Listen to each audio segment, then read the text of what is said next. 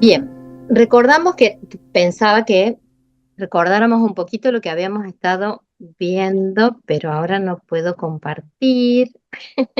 Grace, ¿pasó algo? Bien, es un simple power para recordar que algunas imágenes nos ayudan a poder eh, tener presente el tema de que habíamos estado hablando. Mientras Grace, ahora sí, me Ahí autoriza. está. Ahí está, exacto. Ahora sí, vemos el pasaje en el que habíamos quedado, que era justamente el pasaje del viejo hombre. Recuerdan que estuvimos viendo y me gusta leer la palabra porque entiendo que la lectura de la palabra tiene bendición solo en su lectura. Dice en el versículo 17 del pasaje de Efesios 4 que estamos contemplando, dice, esto pues digo y requiero en el Señor que ya no andéis como los otros gentiles que andan en la vanidad de su mente, teniendo el entendimiento entenebrecido, ajenos de la vida de Dios por la ignorancia que en ellos hay, por la dureza de su corazón, los cuales, después que perdieron toda sensibilidad, se entregaron a la lascivia para cometer con avidez toda clase de impureza. Mas vosotros no habéis aprendido hacia Cristo, si en verdad le habéis oído y habéis sido por él enseñados conforme a la verdad que está en Jesús. En cuanto a la pasada manera de vivir, despojaos del viejo hombre que está viciado conforme a los deseos engañosos y renovaos en el espíritu de vuestra mente y vestíos del nuevo hombre creado según Dios en la justicia y santidad de la verdad. Y habíamos estado viendo este viejo hombre que hablaba José y planteaba en esto de despojarnos como de una ropa vieja, como de una ropa que no servía, que tenía que ver con un hombre viciado. Y Pablo en este pasaje exhorta a los efesios, a los que estaba hablando, a que cambiaran su manera de vivir, que no siguieran viviendo como lo estaban haciendo. Y algo de eso contemplamos la semana pasada en esto de plantear cómo era su vida anterior. Y me gustó cuando estuve haciendo el repaso de los pasajes, esto de la vanidad de la mente, que es como el punto eh, neurálgico o el punto clave entre ambos pasajes en este planteo de que esta vida vana, esta forma de llevar una vida sin sentido a la deriva, que tiene que ver con la ausencia de Dios en sus vidas, que le hace que pierdan la sensibilidad y se entregan voluntariamente a cometer toda clase de impurezas, que a veces uno puede plantear esta forma de vida que los lleva a voluntariamente pecar y alejarse más de Dios. Sin embargo, Pablo insta a que no vivan de esa manera, sino que vivan de una manera diferente, que es el pasaje que hemos leído, donde plantea que debemos dejar de lado esta forma de vivir. Y que por el contrario, dice en la segunda parte del capítulo, del versículo dice, renovaos en el espíritu de vuestra mente y renovaos en el espíritu, perdón, está repetido, y vestidos del nuevo hombre creado según Dios. Este nuevo hombre debe sustituir en su vida todas estas cosas que estaban en la antigua manera de vivir, lo que tenía que ver con la falsedad, con esta vida vana y sin sentido, tenía que ser cambiada. Y es lo que va a desarrollar José en la charla que sigue, pero tiene que ver con dejar de lado el pecado y tener el amor y la verdad, que es la esencia que Dios plantea en muchos pasajes de Efesios en esto de por amor. Y este nuevo hombre que se tiene que vestir y planteamos y hablábamos un poco con José esto de que no es una situación de maquillaje ni de remoción, es algo nuevo. El viejo hombre que sí va a estar con nosotros, pero que debe menguar, que no debe dominar nuestra mente ni nuestra vida, es lo que debemos despojarnos y vestirnos de este nuevo hombre. Y me gustó la asociación en algunos pasajes que leía, que tiene que ver con esta mentalidad nueva. Y este es el concepto que yo le planteaba, que veía que se repetía. Los otros andaban en la vanidad de su mente, pero acá Dios nos plantea que debemos renovarnos. No es que tenemos que tener una cabeza nueva ni un nuevo cerebro, sino que tenemos que tener una mentalidad diferente. Debe ser renovada. ¿Y renovada en qué? En la palabra de Dios. Dice que esta renovación no es solo por nuestro esfuerzo, sino que es la obra del Espíritu Santo en nosotros. Y dice que afecta de tal manera todo lo que somos que dirige nuestro razonamiento y la voluntad. Y lo asocié con el pasaje que habíamos visto la otra vez que tenía que ver con esto de hasta que todos lleguemos a la unidad de la fe y del conocimiento del Hijo de Dios, porque en el versículo 20 más vosotros no habéis aprendido así a Cristo. No habla de una asignatura de un estudio bíblico, sino plantea a una persona, el estudio de él, la experimentación de Cristo, de la vivencia real de Jesucristo es lo que va a cambiar. Y tiene que ver con esto que nos va a hacer llegar a esta estatura, a esta medida. El conocimiento del Hijo de Dios que también nos va a unir en la fe. Pero es una transformación que ocurre solamente cuando nosotros entregamos lo que somos y rendimos nuestra vida al Espíritu. Y ahora vamos a ver cómo es este nuevo hombre. Muy bien, Gladys, excelente. La última frase ahí de que esto ocurre cuando, digamos, nos rendimos a Cristo, ahí empieza todo este proceso de transformación. Excelente. Voy a compartir pantalla yo. A ver, esta es la clase 14. Gladys ya hizo el repasito de los versículos que veníamos viendo.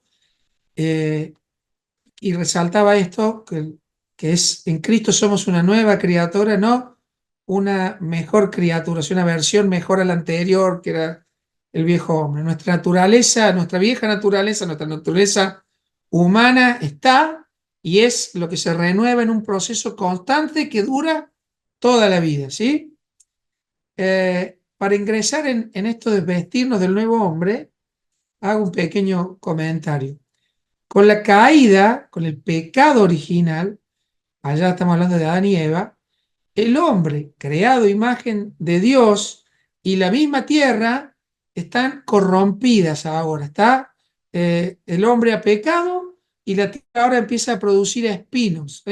Hay un cambio en la naturaleza de lo que Dios había hecho con perfección y estaba bendecido.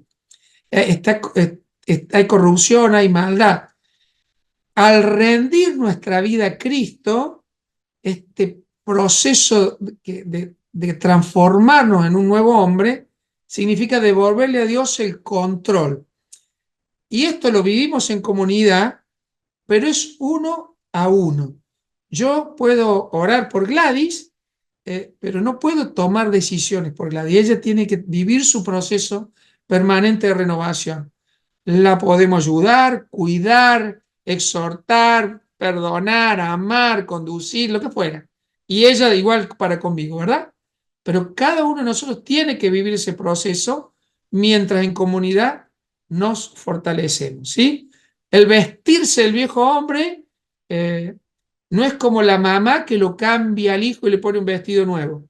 Es mi actitud donde yo mismo me voy vistiendo de este nuevo hombre. ¿Está bien? Voy dejando que Dios vaya haciendo cosas para que mi vida y mis pensamientos vayan cambiando.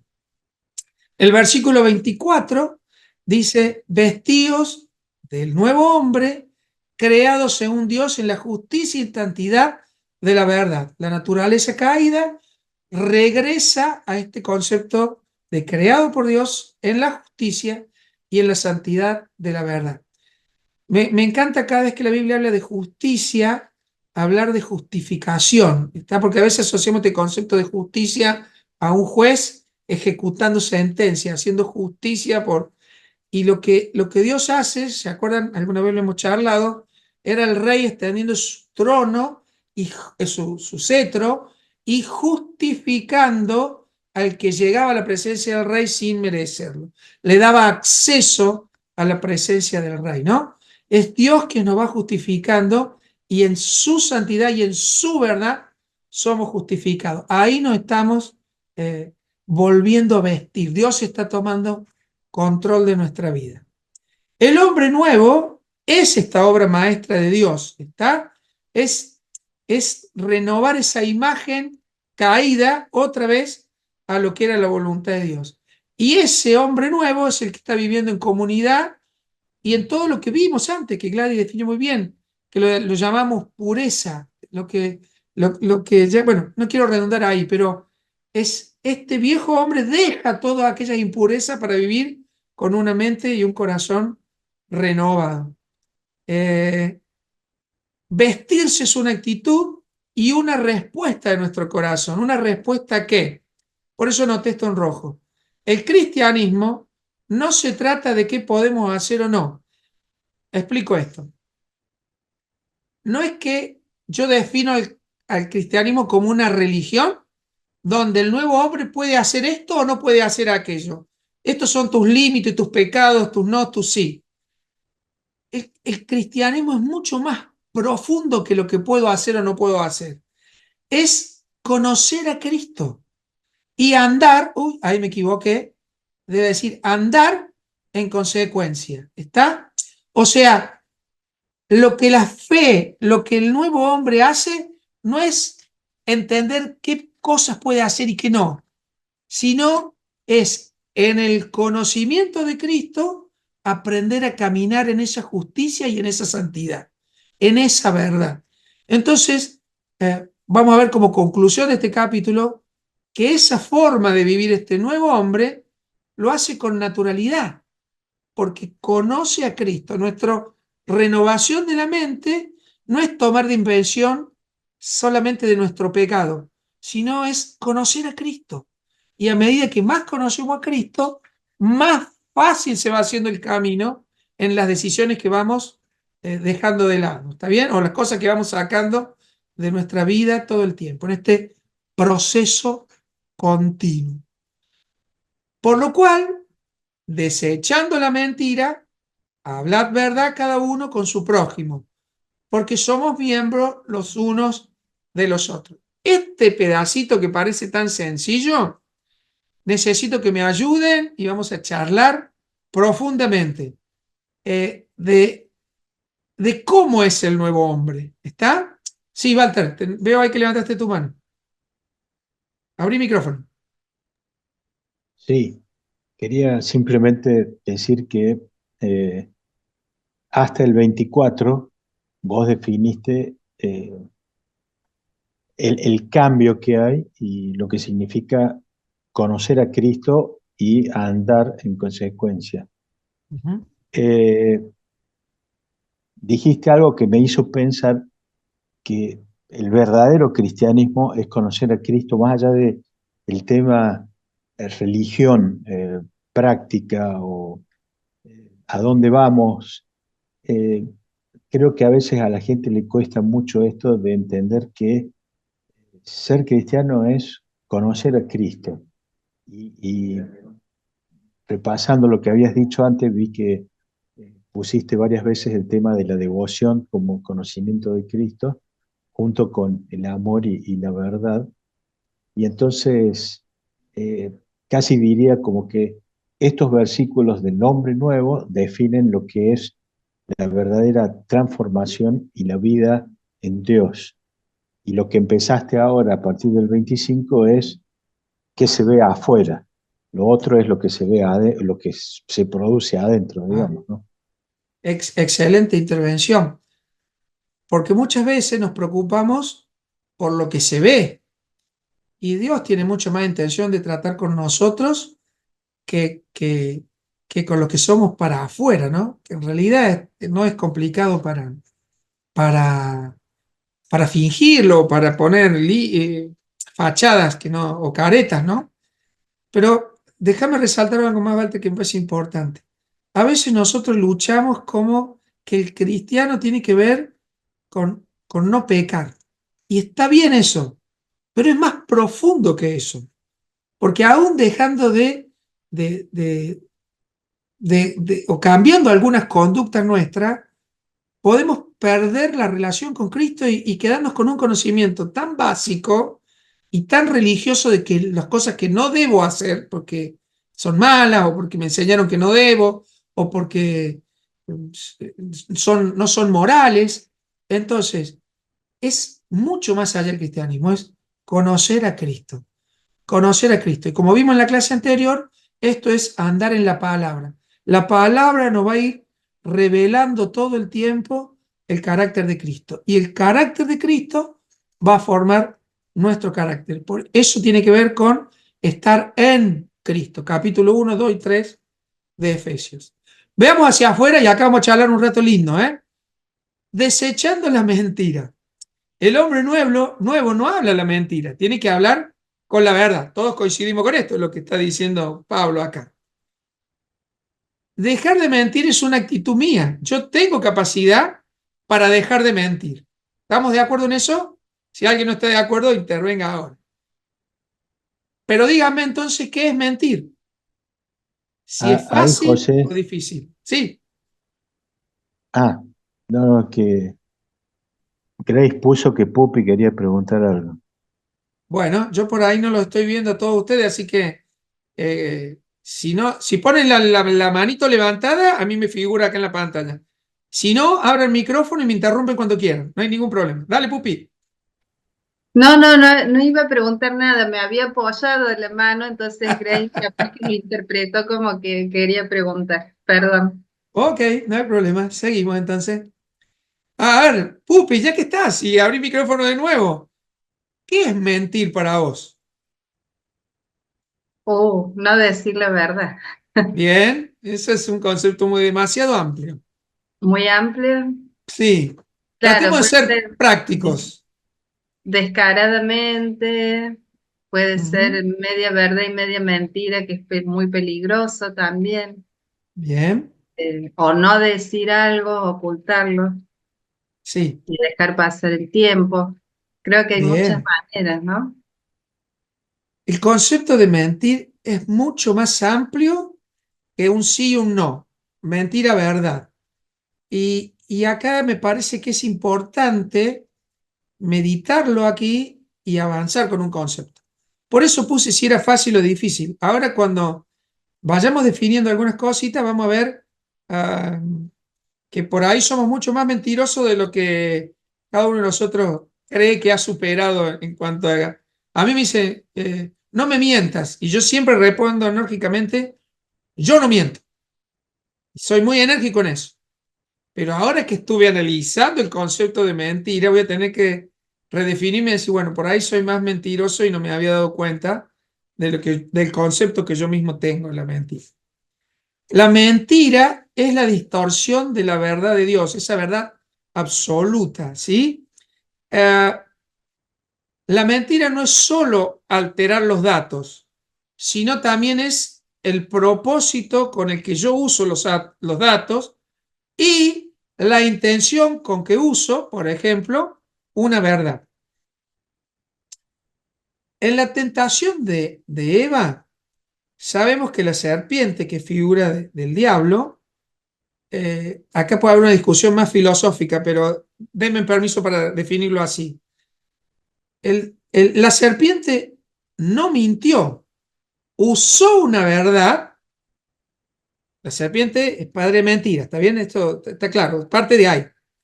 Pero ¿cómo se define la mentira? A través de una verdad. Le dice, ¿es cierto que no pueden comer de los... No, no, le dice Eva, sí podemos comer de los... Solo de uno no podemos comer porque moriremos.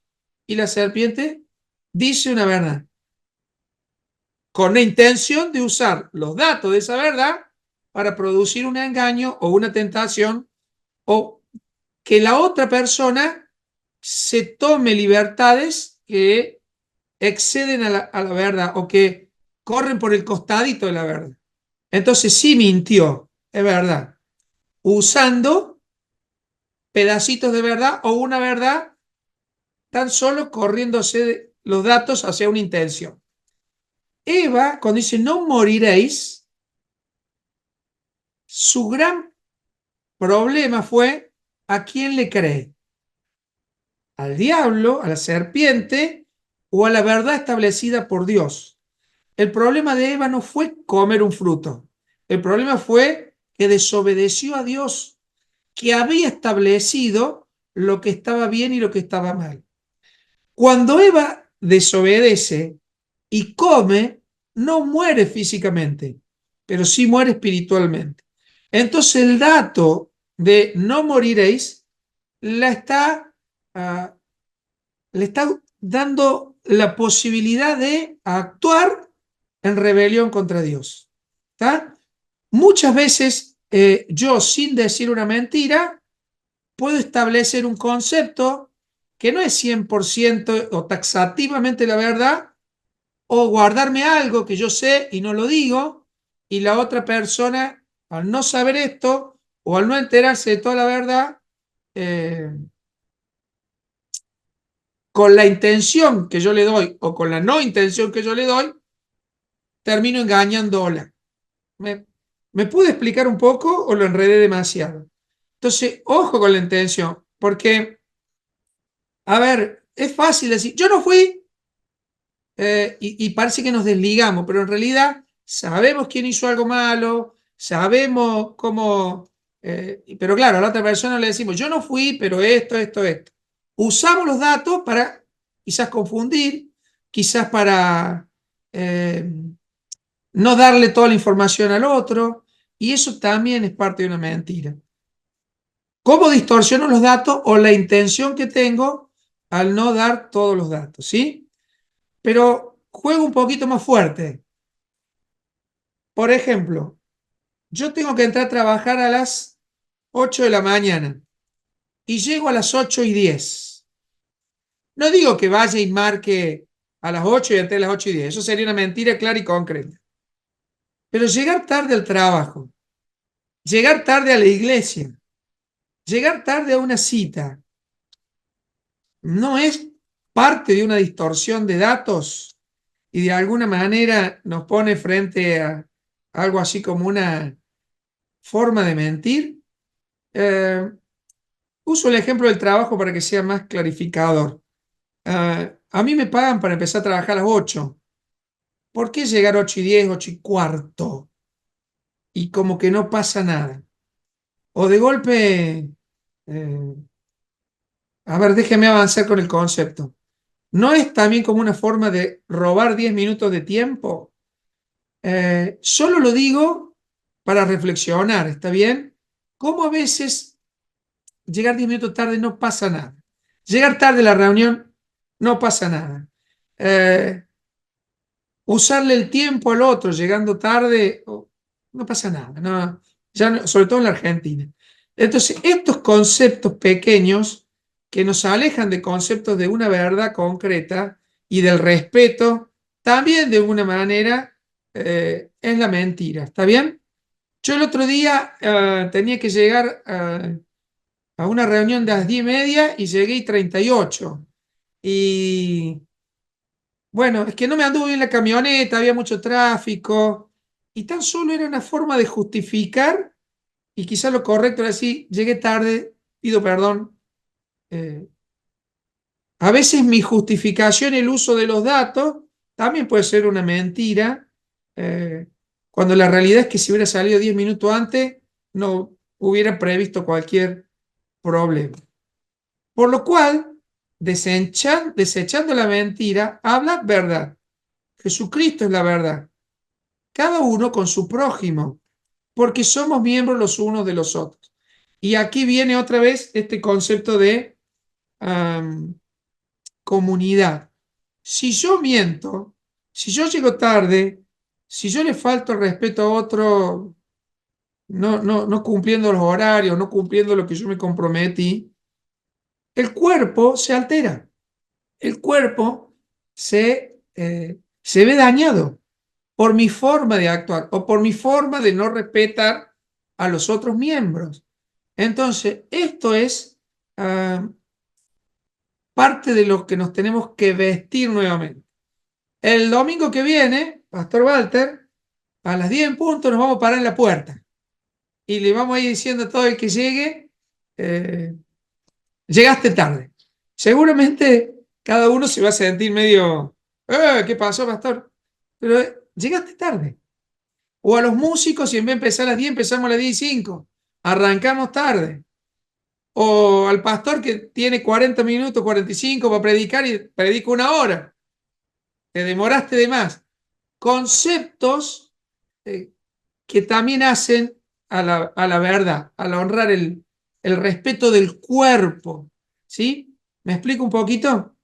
Me gustaría si alguien me ayuda a buscar en el libro de Juan 18:38 y 14:6 para que hablemos un poquito sobre la verdad.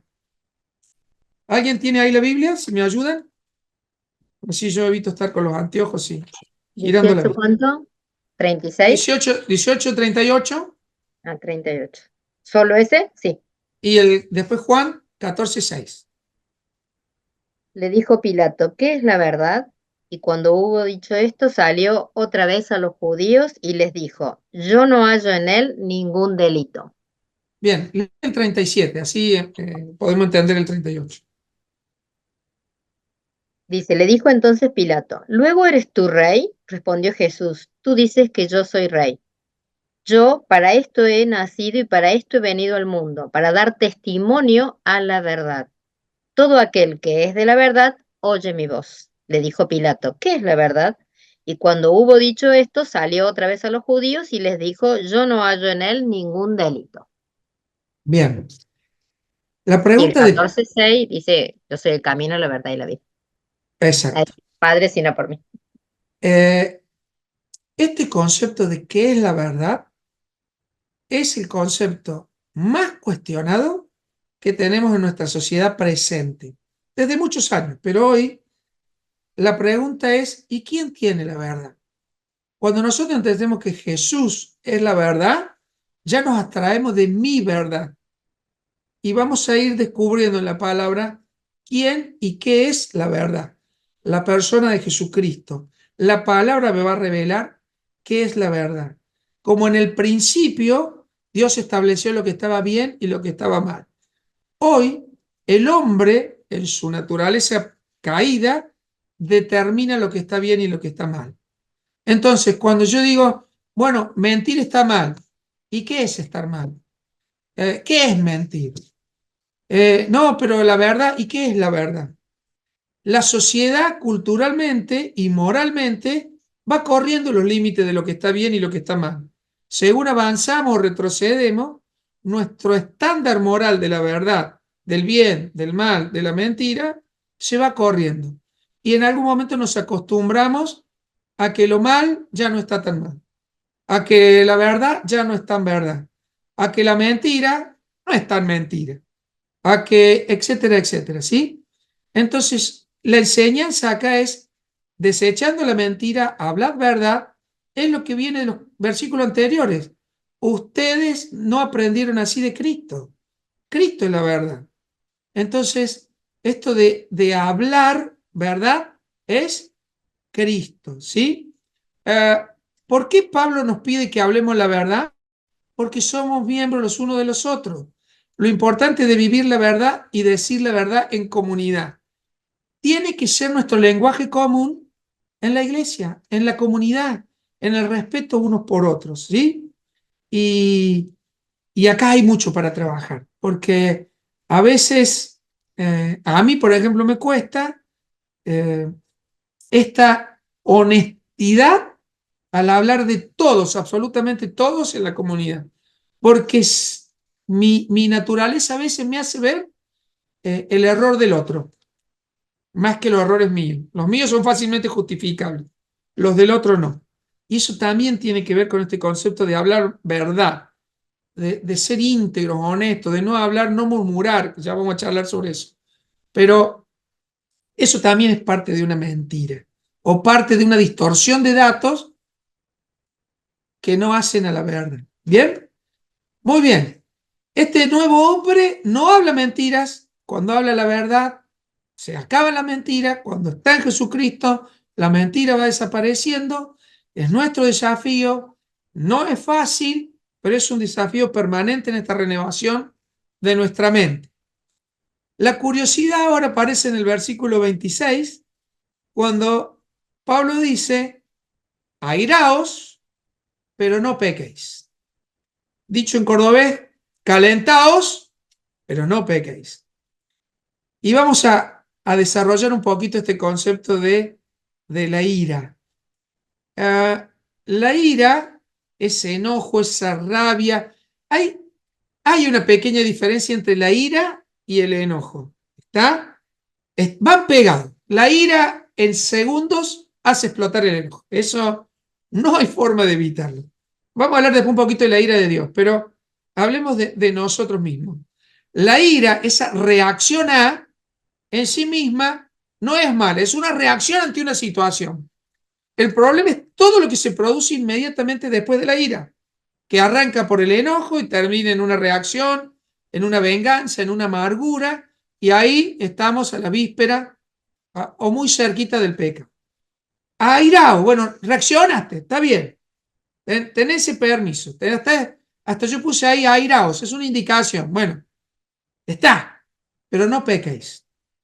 Y ese pecado se produce cuando a nuestra reacción de la ira dejamos que esto vaya levantando temperatura y caemos en el enojo, en la amargura, en una situación que nos atrapa y no podemos salir. Acá naturalmente reaccionamos. Si yo recién dije que yo me defino como que no miento y veo que tengo algunas aristas que mejorar, con la ira pierdo por todos lados, porque soy tan reactivo rápidamente. Está en mi naturaleza, aparte que hablo fuerte y que hago gestos todo el tiempo. La ira es un tema con el que tengo que tratar, porque rápidamente caigo en el enojo y me cuesta manejar mi enojo. Y Dios me da permiso para enojarme o levantarme en ira, pero no me da permiso para pecar. Todas las consecuencias que trae mi enojo, no tengo permiso. Y además de eso me pone un límite. Che, que no se te haga de noche. Y acá hay algo curioso que es precioso para mí, para mí. Porque el límite que Dios pone es para mí. ¿Te trataron mal? ¿Dijeron una mentira de vos?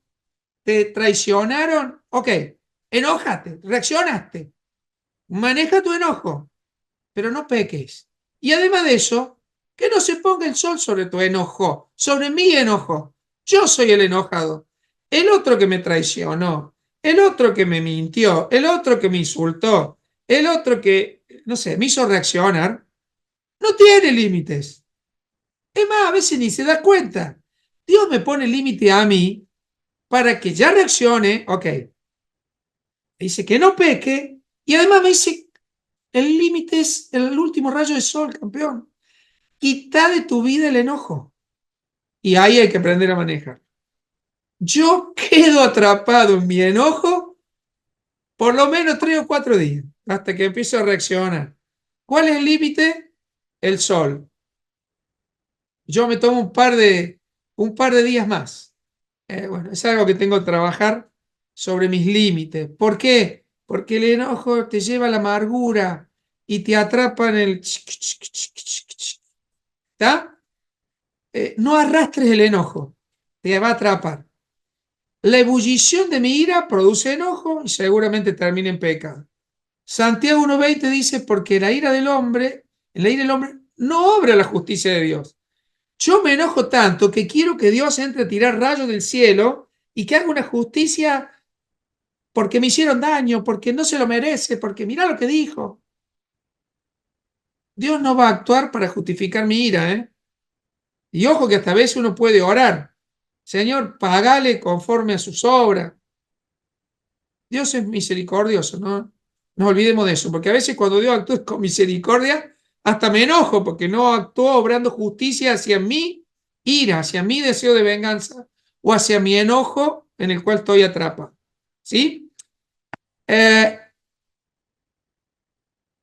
Mira, mira que te comen, puse ahí, usando una frase que está muy de moda en el fútbol, ¿eh?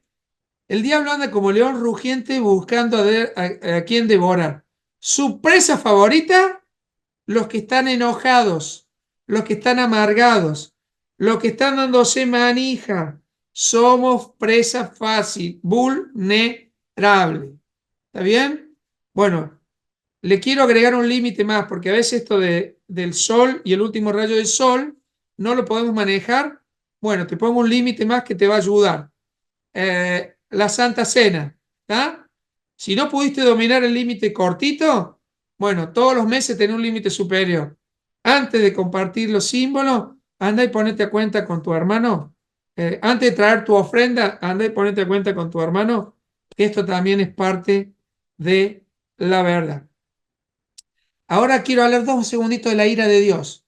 la ira de Dios se revela, ahí corregí un error de ortografía que tenía el otro día, contra el pecado. Alguien que me ayude a leer Romanos 1:18. Dale, Walter. No, José, estaba bien, es revela con B larga. Vos sabés que me lo corrigió la internet, ¿eh? No, no, Bueno, no. bueno, Rebelarse contra algo. ahora bueno, está. Entonces, me alegro que me lo hayas corregido, ya lo corregimos nuevamente. Pero ayúdenme con Romanos 1:18. Yo lo tengo acá. Dale. Dice, porque la ira de Dios se revela desde el cielo contra toda impiedad e injusticia de los hombres, que detienen con injusticia la verdad. Bien. Acá está con B corta, por eso yo lo corregí en el versículo. Así que, bueno, después lo más aplicado en esto, Norma, después tenés toda la autoridad para decir cómo va. Está correcto, así como dice la Biblia. Vos habías puesto se revela, pero también habla de, pensé que tenía que ver con el enojo, que Ah, Dios se revela contra el enojo. Por ok, eso, por eso la idea tuya era, después Jesús se enojó. bien, Pero correcto. el texto de Romanos habla que Dios muestra su ira o que la ira se revela, se da a conocer. Está correcto con B corta. Por eso no Ok, sabía bien cuál era tu idea. Si ok, Dios contra el enojo o mostrar el enojo.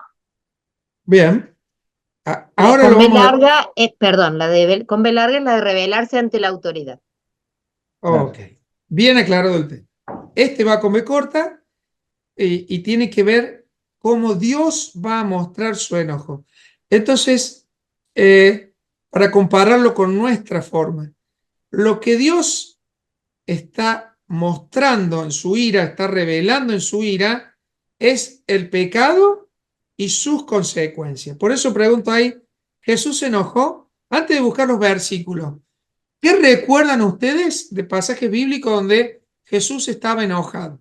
A ver, abran micrófono. Vamos, esto es memoria pura, no pasa nada si se equivocan. Dale. No me acuerdo, pero sí, se enojó. Por ejemplo, a ver, Eso no me ¿alguno? sale. Con la ¿Se puede higuera, decir con la no, higuera la cuando vez no que tenía fruto en el el Bueno, templo templo. agarró y rompió todo el templo? O Ah, sea, ahí está. la estaba vendiendo. ajá, ¿qué más? Vayan buscando los con su, pasajes. con sus discípulos cuando no entienden las parábolas y piden que las explique. Se enojó también Ajá, cuando Se te silenció, Grace. no, porque estaban hablando. Se enojó también cuando la gente estaba negociando. sí, cuando estaban negociando en el templo. Muy bien. Se enojó cuando no entendían algunas cosas, una forma de entenderlo también. Pero hay una, a ver, lean Marcos 3. Dejaban a los niños. Ahí está. Con Cuando los no dejaban fariseos acercar a los también. niños, ¿se acuerdan? Eh, y lo dice específicamente la Biblia, que Jesús se enojó. Pero ese enojo no es esta reacción nuestra que nos atrapa y nos deja en la amargura y en el deseo de venganza, sino que lo que Jesús estaba mostrando ahí no era una situación de sí mismo como persona, que así se podía ver o entender, sino una reacción contra el pecado y sus consecuencias. El no dejar acercar a los niños tenía todo un significado, o sea, su enojo no era para con los discípulos en sí, sino decir, che, ustedes tienen que ser como niños, déjenlo venir a mí.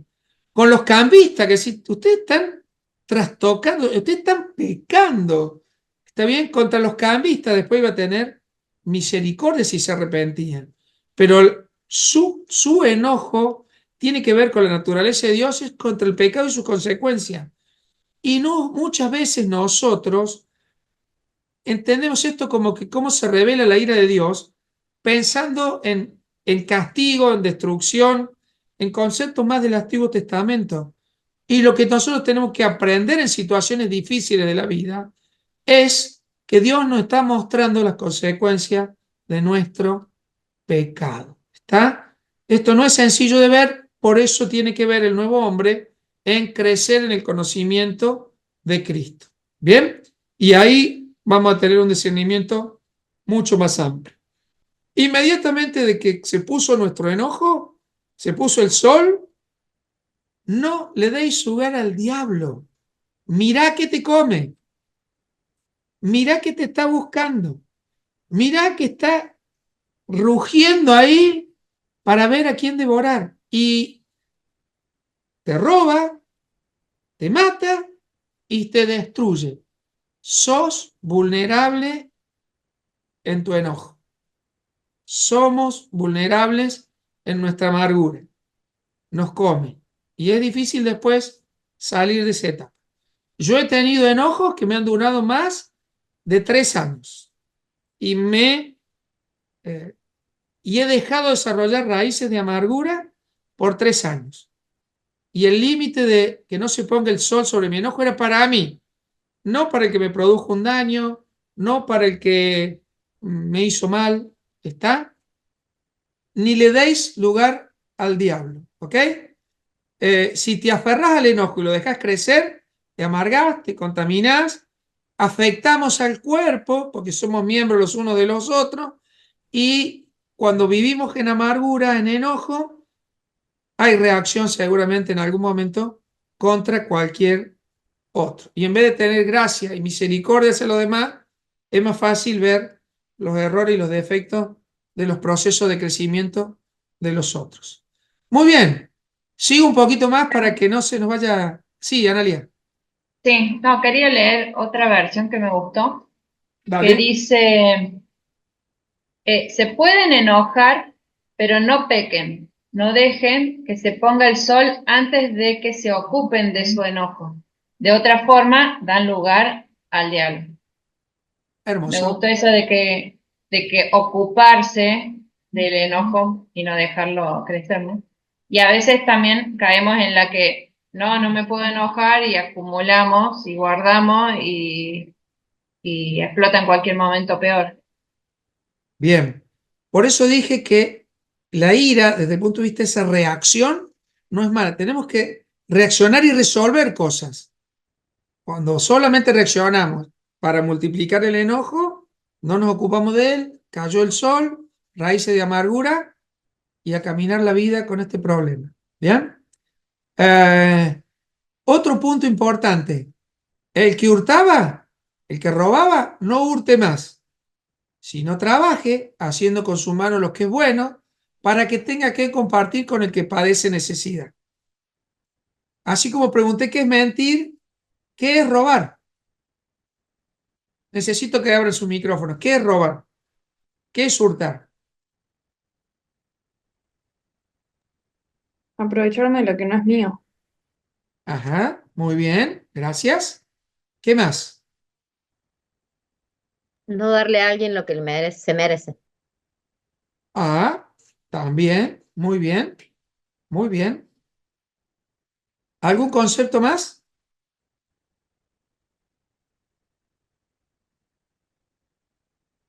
Creo que también entendemos lo que es robar.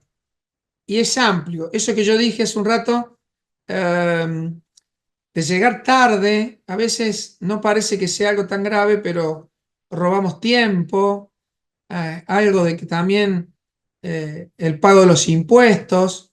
Y ojo, a mí me cuesta mucho este concepto porque del otro lado tenemos un Estado autoritario, con autoridad, pero autoritario, que, digamos, pone impuestos por todos los costados, o te llega una multa por un error o una falta cometida excesivamente cara, y el concepto, bueno, para que aprendas tenemos que ser, eh, etcétera, ¿no? Bien, bien determinado con las multas, digo algo por lo cual nos cuesta sufrir, o un castigo exagerado.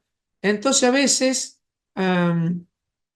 esto de no pagar impuestos o ver cómo se pagan o no se pagan o cómo nos acomodamos ante tales situaciones, era algo con lo que ya se luchaba desde la antigüedad. Lo que eran los recaudadores de impuestos eran los enemigos del pueblo por la opresión que ponían contra el pueblo. Entonces todo el mundo buscaba evitar el pago de impuestos porque tenían otra supervivencia, o el que no tenía problema de supervivencia, igual. Para eso estaban los controles, los soldados, los recaudadores. En The Chosen, creo que es en la serie, lo muestran a Pedro en una negociación con los recaudadores de impuestos y traicionando a los pescadores. Bueno, no me acuerdo si era The Chosen, pero es una de las series, como cosas de la vida real. Y esto también es un tema para todos nosotros. El que hurtaba, no hurte más. Malaquías también habla, el profeta, de cómo habían robado en sus diezmos y ofrendas a Dios. Concepto fuerte. Tengamos en cuenta que en la antigüedad el diezmo era un impuesto al templo, como también estaban los impuestos romanos, los impuestos provinciales, etcétera, etcétera, y la gente evitaba pagarlos.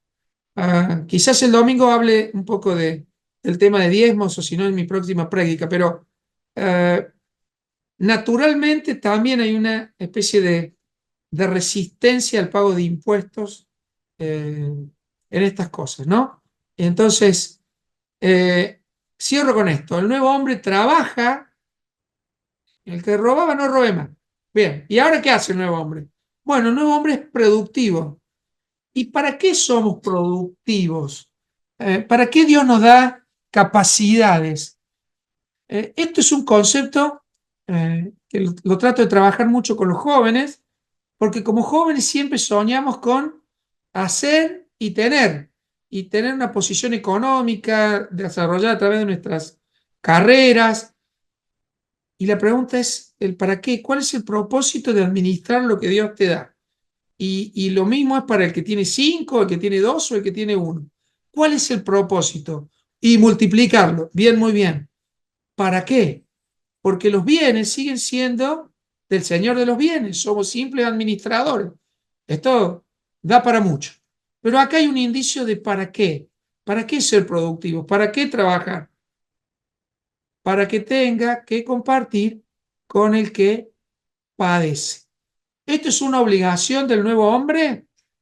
¿Cómo lo ven? La obligación de trabajar y la obligación de compartir.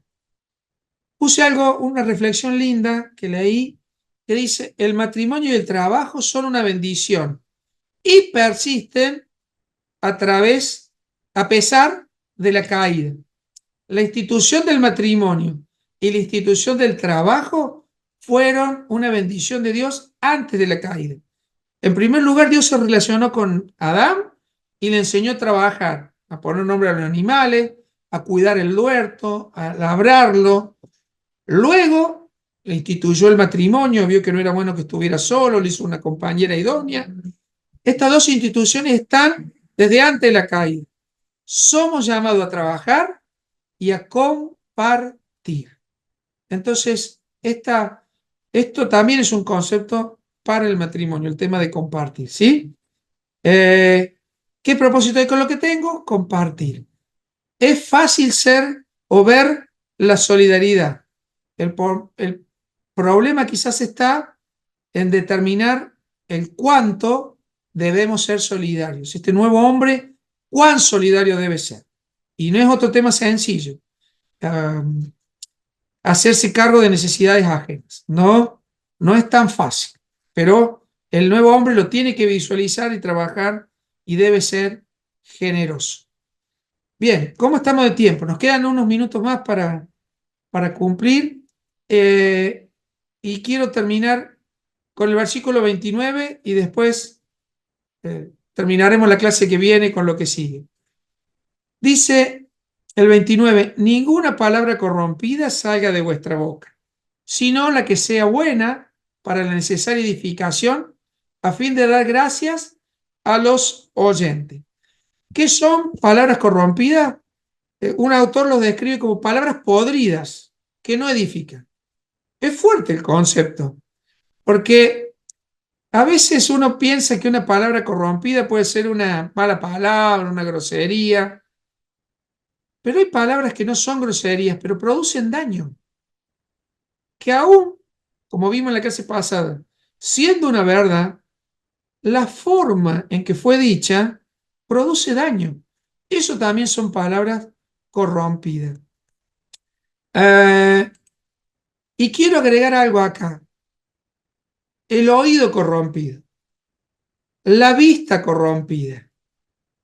Porque la Biblia dice que de la abundancia del corazón habla la boca. Entonces, cuando nuestra vista está corrompida, cuando nuestros oídos están corrompidos, cuando estamos consumiendo corrupción, lo que va a salir de nuestra boca es lo que abunda, es lo que estamos consumiendo. Entonces, no se trata de un problema de vocabulario, sino de las intenciones del corazón, ¿está? Y no es un problema moral en sí mismo, es un problema espiritual, es mucho más profundo, porque el objetivo de nuestras palabras es edificar a otros. Analicemos esto con el versículo anterior. Trabajen, sean productivos para compartir con el que tiene necesidad. No lo define para consolidar tu imperio, para tener más, para que no tengas problema en el futuro. No digas palabras que no edifican a otros, porque necesitamos edificar a otros. Otra vez, me vuelvo a los versículos anteriores para decir, somos miembros los unos de los otros. Hablad verdad cada uno con su prójimo. Es decir, no mentir, no robar, no enojarse, no darle lugar al diablo. Trabajar tiene mucho que ver, no decir palabras corrompidas, tiene mucho que ver con edificar a otros, con cubrir necesidades de otros. La verdad que la vara se puso muy alta. La verdad que no es tan fácil. Por eso entender que el conocimiento de Cristo es la única manera de poder cumplir con todas estas cosas, hace la diferencia. Entender Efesios 1, 2 y 3 es lo que nos ayuda a vivir Efesios 4, 5 y 6. Llegar al conocimiento de Cristo es la única manera de poder revestirme de un hombre nuevo, dejar que Dios tome dominio de mi vida para que cosas como las que hemos visto hoy, las palabras corrompidas, el robar, el mentir, ¿qué más? Darle lugar al diablo, enojarnos.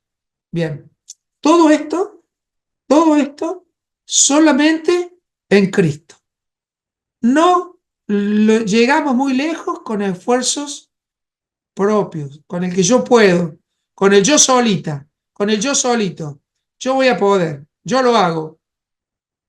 No alcanza. Si no avanzás en el conocimiento de Cristo, si no avanzo en el conocimiento de Cristo, todo lo que hemos leído hoy es una carga pesada que lo único que produce son caídas y pareciera un retroceder al viejo hombre. El viejo hombre ya está muerto y enterrado. Somos un nuevo hombre en proceso, luchando con su naturaleza pecaminosa. Pero en Cristo vamos de victoria en victoria, de gloria en gloria. El desafío de estos pasajes del nuevo hombre es vivir en Cristo.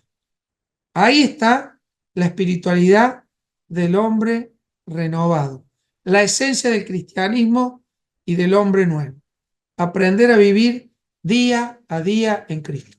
En la próxima clase vamos a hablar de cómo podemos o cómo hacemos entristecer al espíritu y qué cosas se tienen que quitar de nuestra vida.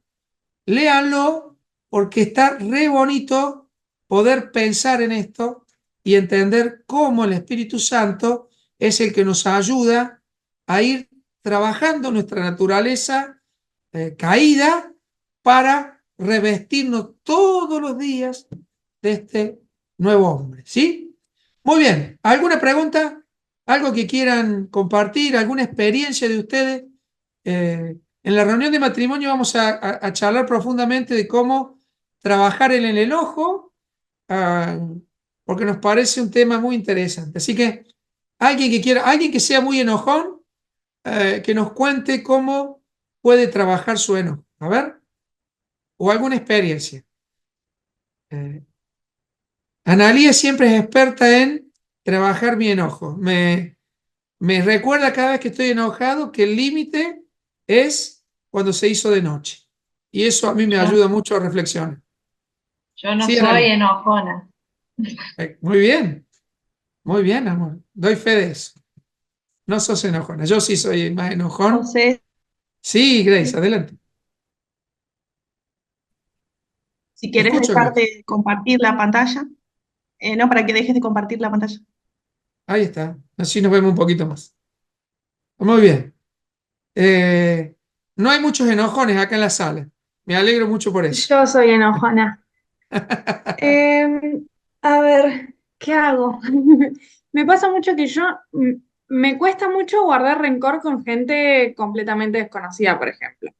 Como que en esas cosas que nos estás haciendo un trámite y la verdad que te hacen preguntas tan tontas que dura un trámite que deberían ser 5 minutos y terminan siendo 2 horas, eso no no me genera ira, pero sí me enojo mucho con la gente que es cercana, porque sí al conocernos más generamos mayor expectativa. Entonces como que me gusta siempre cuando estoy enojada con alguien muy cercana, frenarme a pensar tipo como por algo llegó a ser cercano, entonces como qué son esas cosas tipo lindas que no estoy teniendo en cuenta al momento de mi enojo. Como que solo mido lo malo. Entonces pensar en decir, pero mira, esta persona hace esto por mí, esta persona me cuida en esta otra cosa, esta persona eh, tiene algo y por algo me he enojado porque es tan cercana que algo me impide en este momento estar bien. Entonces, como frenarme a decir, tipo, no sé, eso, como apreciar a la persona más allá del momento. Excelente. Gracias, Martina. Tiene que ver con esto de ver la necesidad y tener la capacidad de edificar al otro a pesar de nuestro enojo. Y nos confronta con nuestro enojo. Bien, gracias, Martina. Gracias. ¿Alguien más quiere compartir algo? Si no, vamos cerrando ya la clase de hoy. Yo no me enojo, me decepciono. Sí, eh, tendríamos que analizar el concepto de decepción para poder saber si en el fondo hay enojo o no. Porque si la Oh, decepción te dura demasiado, capaz que está entremezclada con un no, poquito. 50 y 50. Es 50 y 50. Bueno, vamos a hacer una versión nueva de la Biblia que no se ponga el sol sobre tu decepción. Podría ser una forma de interpretar también. Sí, te entiendo, Grace, está, es así, Anótalo para la reunión de matrimonio, la decepcionada. la decepcionada. Bueno, De Gladys, charlo, de charlo. Dos cosas. Esto que dice Martina también me sucede a mí, pero en realidad yo no lo remito al enojo, sino la falta de tolerancia. ujú. Esto de estar haciendo cola, 10.000 horas, haciendo un trámite, que no te atiendan, que venga un conocido y que se pase, también me pone. No digo nada, pero me molesta. Entonces lo manejo bajo la falta de tolerancia. Y lo segundo, ¿qué pasa cuando uno se enoja de noche? Tenés todo el día hasta el otro. O sea, tenés 23 horas, Un digamos. bonus, un bonus track. A ver, Bien. Bueno, creo que la- también la- uno se enoja mucho con la gente cercana, porque también tiene expectativas altas de la gente cercana que por ahí no tenés de la gente que no es tan cercana, más lejana. Entonces a veces es entender de que esta cercanía a veces nos juega en contra con el enojo, ¿no? Es decir, a veces somos muy exigentes con los cercanos y eso nos enoja y por ahí muy tolerantes con los otros que deberíamos estar enojados, ¿viste? Como encontrar un equilibrio en las dos cosas. Perfecto. Walter, ¿querías decir algo? Vi que... tiene que ver con la falta de tolerancia, tal vez podría ser falta de paciencia o ese fruto que el Espíritu nos tiene que dar, paciencia para no airarnos ni enojarnos tan rápidamente.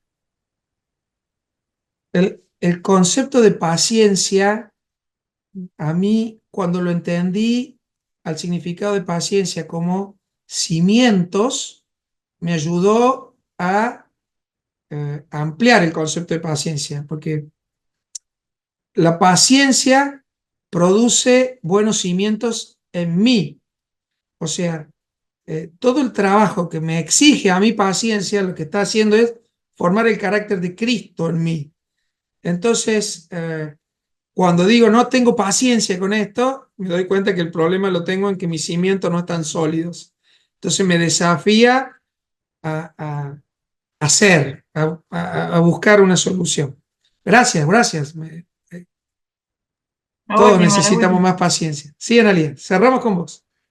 Vivir apurados y a las corridas y contrarreloj nos hace ser impaciente, intolerante. O sea, yo me he dado cuenta que cuando salgo con tiempo, manejo, canto, lo que sea, y cuando anda a la apurada, uno, ¿por qué va este tan así? Te pone impaciente todo el mundo. Entonces, también depende de uno qué hace para no generar eso, ¿no? De golpe, llegar temprano al médico, llegar temprano, o sea, ayuda a... Y muchas veces también llegamos a las corridas de la iglesia, llegamos eso también genera impaciencia. Nosotros llegamos temprano, por las dudas. Muy bien, muy bien. Gracias, gracias. Este compartir enriquece un montón y nos ayuda a ver que el otro transita por las mismas carreteras que nosotros y tiene sus luchas, sus logros. Gracias, gracias por compartir. Cerramos aquí.